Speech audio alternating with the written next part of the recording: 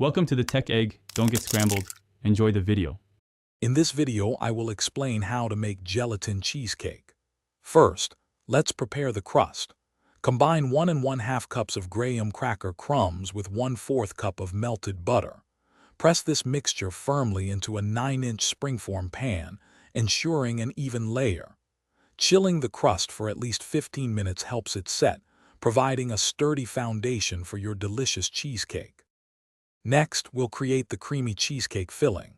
In a large bowl, beat 24 ounces of softened cream cheese until it's wonderfully smooth and free of lumps. Gradually incorporate 1 cup of granulated sugar and 1 teaspoon of vanilla extract, mixing until just combined. Finally, stir in 2 tablespoons of fresh lemon juice. This adds a delightful tang that balances the sweetness perfectly. Now for the key ingredient that gives our cheesecake its structure: gelatin. Sprinkle 2 tablespoons of unflavored gelatin over 1/2 cup of cold water in a small bowl. Let it bloom for about 5 minutes, then gently heat it until it's completely dissolved and clear.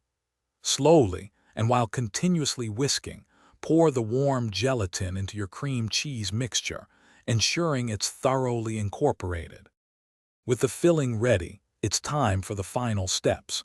Carefully pour the entire cheesecake mixture over your chilled graham cracker crust in the springform pan. Use a spatula to gently smooth the top, creating a beautiful, even surface. Now, the hardest part. Refrigerate your cheesecake for a minimum of 4 hours, or ideally overnight, until it's perfectly firm and ready to enjoy. Thanks for watching. Consider subscribing if I helped unscramble your problems.